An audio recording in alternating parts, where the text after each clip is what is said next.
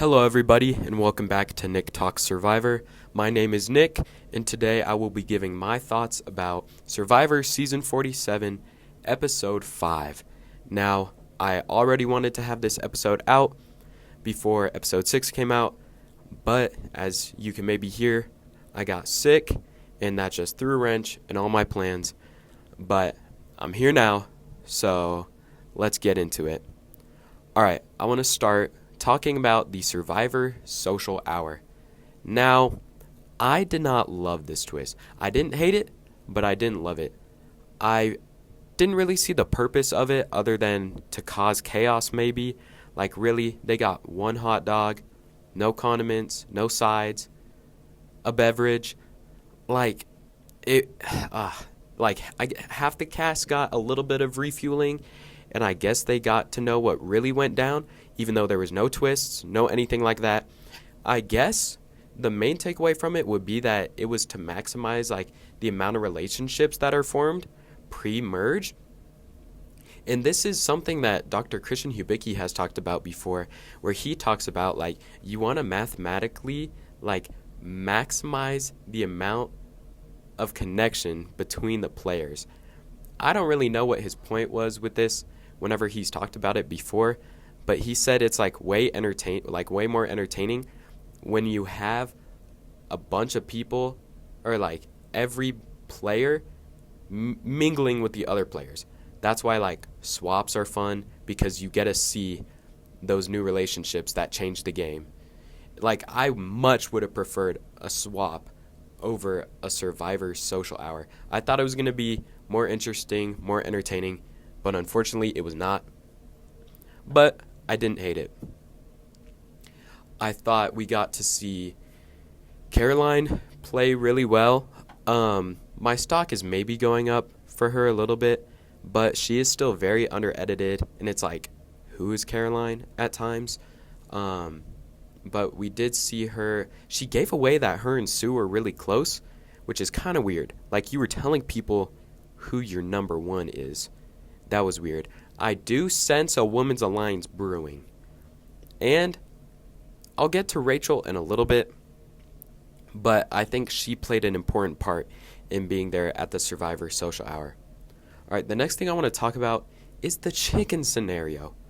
Why not, the first day you got the chickens, why are you not killing and eating them? So, the protein, the calories, the refueling, just kill the chickens. You're on Survivor. This is not okay, you have to kill a chicken on TV. Yeah, that's entertainment. You don't, there's no, moral, I guess for some people, there's, a moral thing tied to it. But I know Annika, in her exit interview, which I'll reference a lot, she did an exit interview with Rob. She talked about how killing the chickens just for her made no sense because it's unsanitary. She was I'll probably get salmonella. And she said it would just be a lot of effort and she'd be the one doing most of the work anyway. So for her it didn't make sense, and they really just thought the effort versus what they really got out of it wouldn't be worth it. Plus I guess Sierra didn't really want to kill them. Whatever. Instead, they absolutely fleeced Jeff in the first successful negotiation in I don't know how long. The first real bringing something weird to Jeff and asking for something weird in return. This might be the first successful one we've seen since Angelina the GOAT, greatest of all time, GOAT that is, in David versus Goliath. Of course, we all know about her successful negotiation. All right. My next thing, Tiana really messed up this episode. My stock went way down for Tiana after this episode. She threw out Gabe's name, first off, to really ruined him, really built him up as a threat, and then went back. Caroline is really trying to be the mama bear and keep everyone together on that blue tribe as they go into merge, and tells Tiana she needs to apologize because Gabe is going to hear about it one way or another. like, this was so bad from Tiana.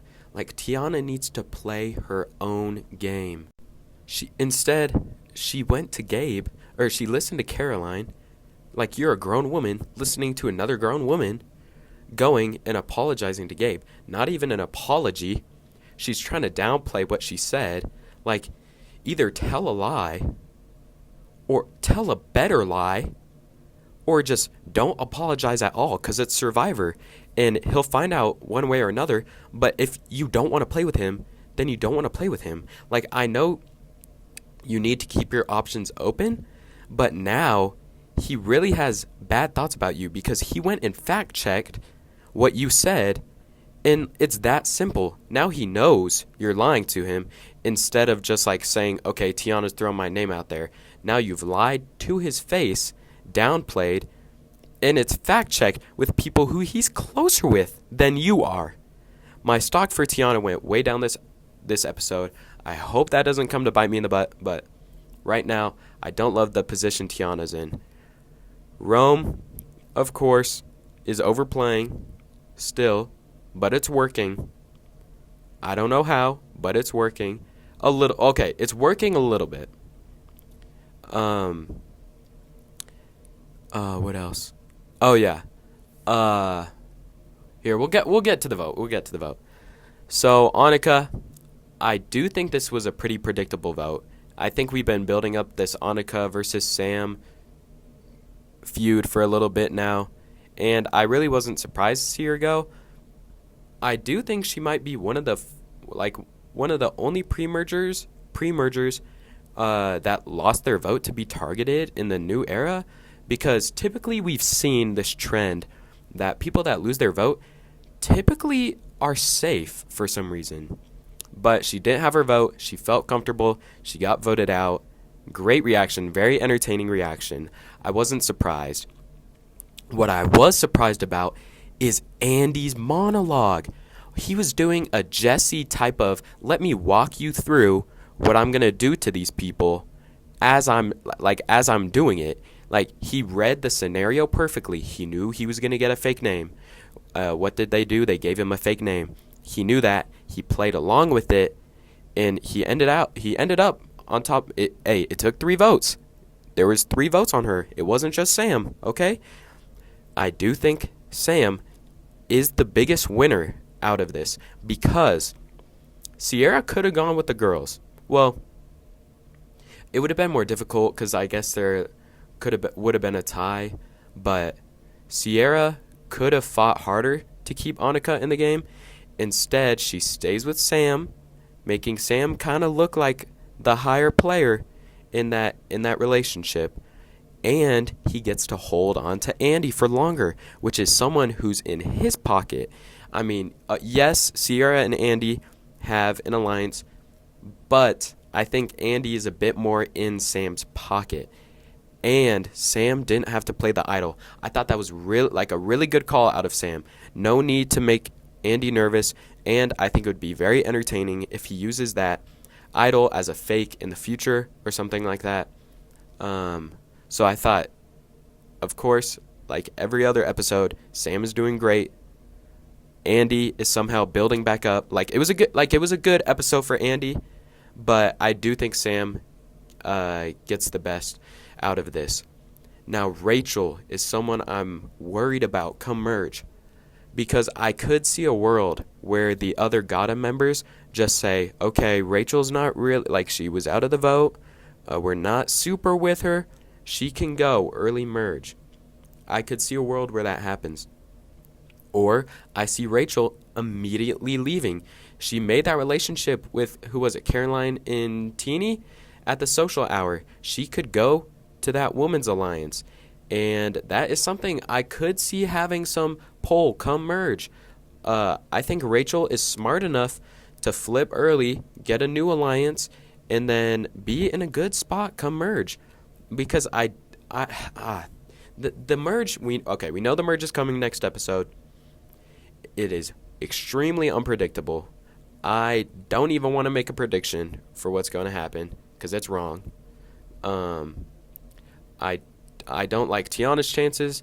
I don't like Rachel's chances just because she's on the outs. and I don't love Saul's chances going into the merge. What else do I have? Yeah, that's pretty much it. The merge is upcoming. The game is really about to get going. It's about to get really entertaining with everyone on the same beach. And I do think this was more of a filler episode. It was a little predictable, a lot of camp life, stuff like that. But like every other episode, still very entertaining. I'm really liking the direction that the season is going. And that's really all I have as far as my thoughts for this episode go. So I will get the episode 6 recap out soon. Thank you all so much for listening. I was surprised to even get any views on the last video, but I will keep trying to put these out as consistently as I can, as well as it fits with my schedule. So I will see you all very soon for the episode 6 recap.